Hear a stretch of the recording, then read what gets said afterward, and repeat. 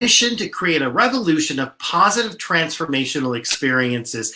I'm hosting a series of live Facebook interviews Monday through Friday, and we're talking with leaders who represent organizations who are doing just that. Tonight, we are joined by Julia Willson, who is the president and CEO of the Captial Area Humane Society. Julia, thanks so much for taking time out to join us tonight. It's my pleasure, Bob. It's great to be here. So I know the Captial Area Humane Society is under quarantine like the rest of us. You are not open, but I'm wondering how the animals are. Where are the animals? What's going on? Well, the animals are great, and most of them are actually out in our community. So we have had an outpouring of support from all kinds of people in our community who just want to be a part of making something positive of this very difficult situation. So all of our animals, over 200 animals that were in the shelter at the time the quarantine was issued and the stay-at-home order went into effect, have gone into the community, into families' homes where they are going to stay until they're able to come back and we're able to open again to the public.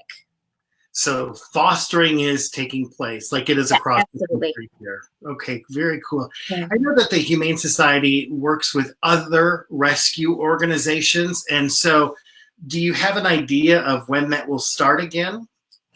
Well, it's a little hard to say. We're kind of watching and waiting, just like everybody else is right now. We have about 50 partner organizations that we work with across the state and even outside the state in some instances. So, we obviously don't want to move a lot of animals in through those partnerships until we can kind of open the floodgates of adoption again. So we're in touch with them. We're dealing primarily with what we categorize as emergency situations. So we're getting animals into our shelter that are really high need and don't have anywhere else to go. And we're asking where animals can stay in place, that they stay put until we're able to start more traditional sheltering again and get the animals back into the shelter and available for adoption.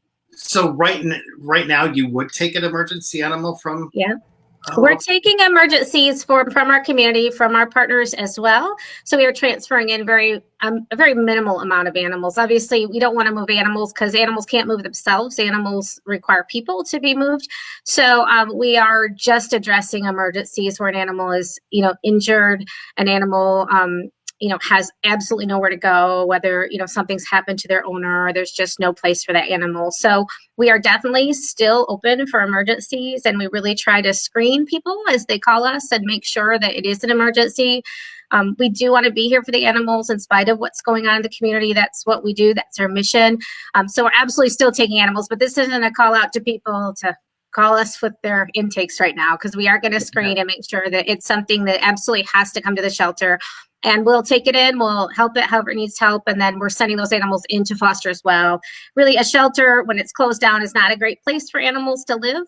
It's kind of noisy, and it's not an ideal setting. It's kind of stressful here. So we are getting all our animals that we can out into foster right now, knowing that a home is the best place for them because they can't go anywhere else if they're in the shelter right now.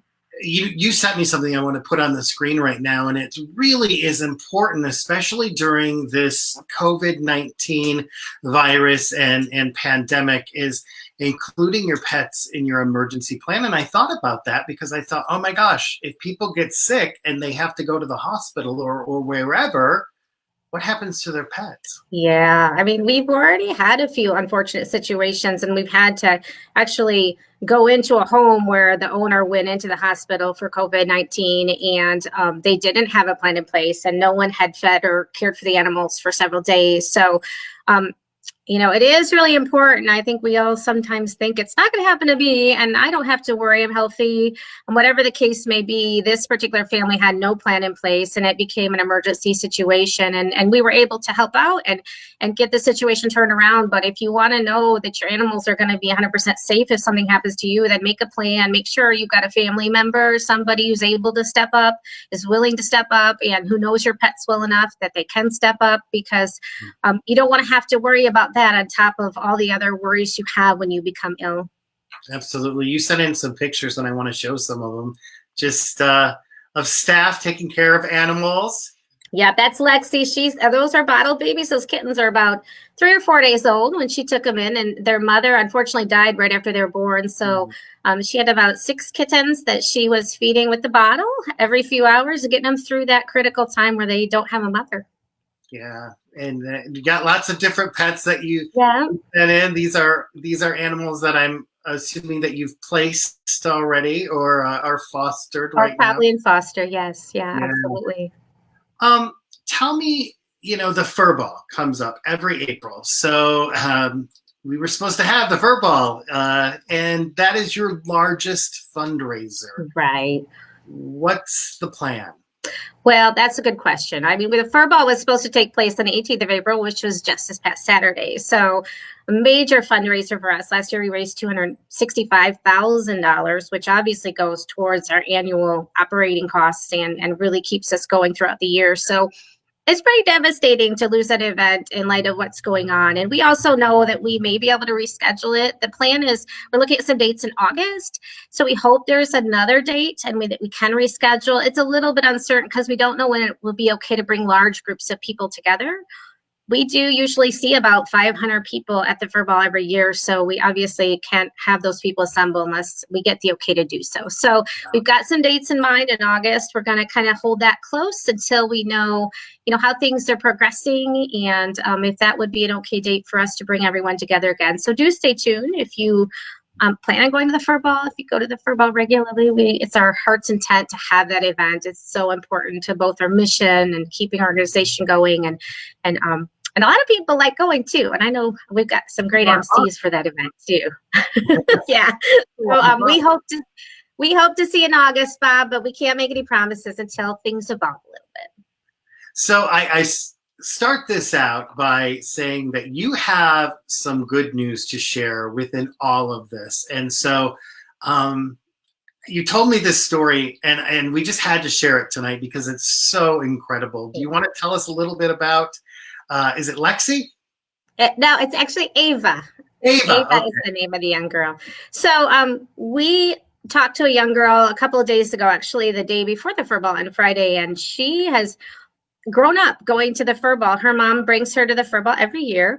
And I would say I don't know how many years she's been going, but the first year she was a little tiny girl. So she has grown to love not just the Furball, but she's also a volunteer here at the Captial Humane Society. So she loves and cares for the pets. And she does have a dog that she adopted from us. And her and her mom come into the shelter and volunteer very regularly. So when she heard the Furball was postponed or maybe canceled, she was pretty heartbroken about that. And so she decided on Saturday night, the night that would have been the Furball, that she was going to host her very own Furball in her home with her family.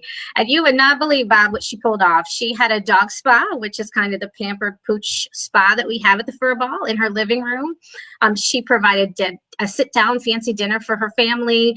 She had an auction where her family members could bid on auction items, and she also had a photo booth. So she took every spin that we have in the Furball and made it her own, and actually threw a Furball in her home with her dogs and her family, and got her family and extended family members to support her. And to date, she's raised over $5,000 for the animals. $5,000, and I think it's still going up.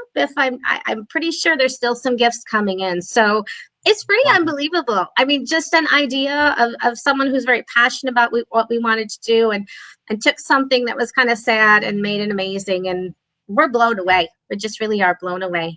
She definitely is a hero. And I know you have so many of them there at the Capillary Humane Society. So the big question is, if people are watching tonight and want to do something, is there something that they can do?